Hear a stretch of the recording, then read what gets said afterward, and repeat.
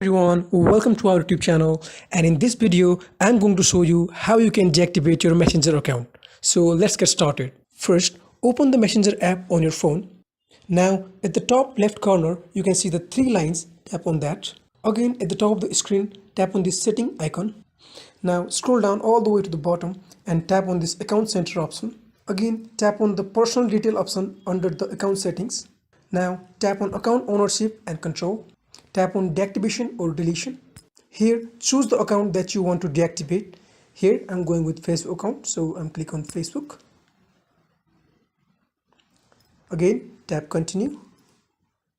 Now after you enter the password, tap on continue. Now choose the reason why you're deactivating your account. I am going with this. Then tap on continue.